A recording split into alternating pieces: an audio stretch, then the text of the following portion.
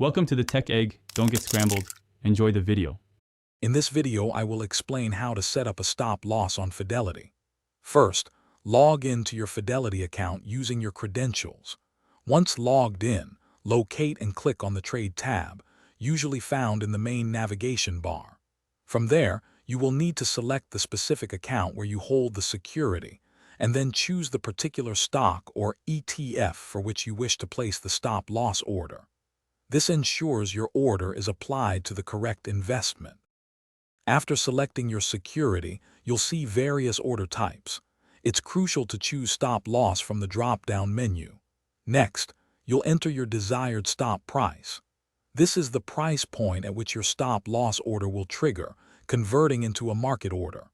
Finally, specify the exact quantity of shares you want to protect with this stop loss. Double-check these numbers to ensure accuracy before proceeding. Now you'll need to set the time in force for your order. For most stop-loss orders, selecting good till canceled is recommended, as it keeps the order active until it's executed or you cancel it. Before finalizing, take a moment to thoroughly review all the order details: the security, the stop price, the quantity, and the time in force.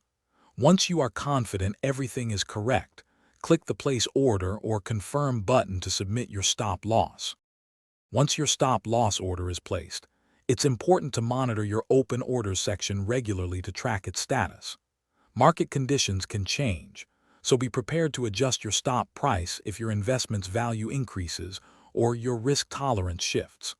Remember, a stop loss is a tool to help manage risk, not a guarantee against loss.